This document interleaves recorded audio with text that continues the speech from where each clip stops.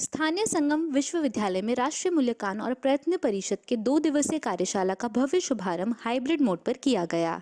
आईक्यूपीएसी head professor प्रीति मेहता ने बताया कि इस स्वागत सत्र में मुख्य अतिथि एएन राय, निर्देशक बेंगलुरु थे। विशिष्ट अतिथि Sangam group board of management Anurag Soni थे। कुलपति professor Vanuresh Saxena, registrar professor Rajiv Mehta तथा सभी विभागों के विभागाध्यक्ष, संकाय सदस्य और भारतवर्ष से पधारे कार्यशाला प्रतिभागी उपस्थित थे। स्वागत उद्बोधन कुलपति प्रोफेसर करुणेश सक्सेना ने किया। उन्होंने विश्वविद्यालय की उत्तरोत्तर प्रगति के बारे में उपस्थित विद्वत समाज को अवगत कराया। साथ ही उन्होंने अनिवार्यता पर भी प्रकाश डाला। तत्पश्चात प्रोफेसर के एल श्रीवास्तव ऑनलाइन मोड पर जुड़कर संभर में उद्बोधन दिया गया। मुख्य अतिथि उद्बोधन प्रोफेसर अमरनाथ राय ने अपने उद्बोधन में शैक्षणिक संस्थानों की स्थापित करने तथा उन्हें संचालित करने में नेक की क्या भूमिका हो सकती है, इस विषय पर लंबा उद्बोधन दिया। उन्होंने बताया कि लोकतांत्रिक व्यवस्था में शिक्षा ही महत्वपूर्ण है और होना भी चाहिए। सभी शैक्षणिक संस्थानों की गुणवत्ता को उत्तरोत्तर प्रगति की ओर बढ़ाने के लिए विद्यार्थियों को सुसभ्य और सुसंस्कृत तथा सुशिक्षित करने के लिए नेक का होना अनिवार्य है। नेशनल एजुकेशन पॉलिसी 2020 ने इस आवश्यकता को गंभीरता से लिया है और उसमें बताया है कि लगभग 50,000 शैक्षणिक संस्थान भारतवर्ष में है और उनमें 5 वर्ष में एक बार नेक का परीक्षण कराया जाता है। तत्पश्चात आईक्यूएसी हेड प्रोफेसर प्रीति मेहता ने सबका आभार व्यक्त किया और कार्यशाला के द्वितीय सत्र में कुलपति प्रोफेसर करुणेश सक्सेना ने बारीकियों के बारे में प्रतिभागियों को अवगत कराया। उन्होंने बताया कि आने वाले समय में उच्च शिक्षा में बहुत अधिक परिवर्तन आने वाला है, क्योंकि कुलपति स्वयं भी नेक के सदस्य है। अतः उस हवाले उन्होंने बताया कि सभी शैक्षणिक संस्थानों को अपनी गुणवत्ता की जांच परख कर लेनी चाहिए, नेक की बारीकियों को सीख लेना चाहिए। नेक के वेबसाइट पर ऐसे वीडियो हैं जो नेक की प्रणाली को संकेत करते हैं। उन्हें सभी शैक्षणिक संस्थानों को एक टीम बनाकर क्रियान्वित करना चाहिए। कार्यशाला के द्वितीय सत्र में डॉक्टर दीपक जलोरिया ने अपने उद्बोधन में नेक की उपयोगिता विषय पर अपने उद्बोधन दिए और कार्यक्रम का संचालन डॉक्टर सीमा काबरा और डॉक्टर कीर्ति झा ने किया। भविष्य के लिए नेक ने हमें फाइनेंशियल असिस्टेंस दिया है कि हम नेक की कार्यप्रणाली को लोगों तक और सभी इंस्टीट्यूशंस तक को पहुंचा सके, उसको हम पूरा करने का प्रयास करेंगे।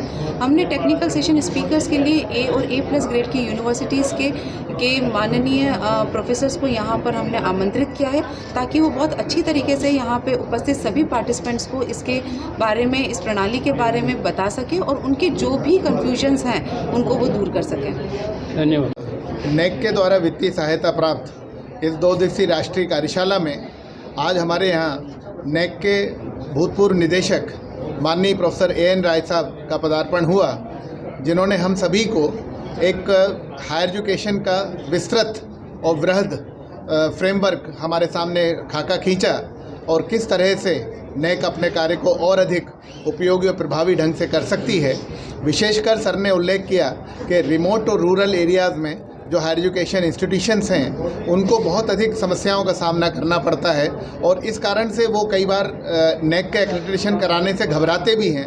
तो ऐसी राष्ट्रीय कार्यशालाएं ऐसे संस्थानों को मोटिवेट करेंगी और सर का ये सपना भी है कि ज़्यादा से ज़्यादा संख्या में संस्थान जो हैं वो नेक से एक्रेडिटेशन प्राप्त करें ताकि उनकी गुणवत्ता सुधर सके। जो हायर एजुकेशनल इंस्टीट्यूशंस हैं रिमोट एरियाज़ में, उनको एक वर्कशॉप के थ्रू बताने का है कि भाई एक प्रोसीजर कैसे है, क्या क्या करना है, क्वांटिटेटिव डेटा कैसे भरना है, क्वालिटेटिव विजिट के लिए क्या तैयारी करनी है। और ये बहुत ही सराहनीय बात है कि संगम यूनिवर्सिटी ने इसमें अपनी ओर से पहल की है और मैं वाइस चांसलर साहब को धन्यवाद देता हूँ कि उन्होंने ऐसा अरेंजमेंट किया है कि जो लोग रिमोट एरियाज़ में हैं वो ऑनलाइन भी जुड़ सकें, ऑफलाइन भी आ सकें और कम से कम जानकारी हासिल कर सकें कि उनको असेसमेंट एक्रेडिटेशन कैसे कराना है।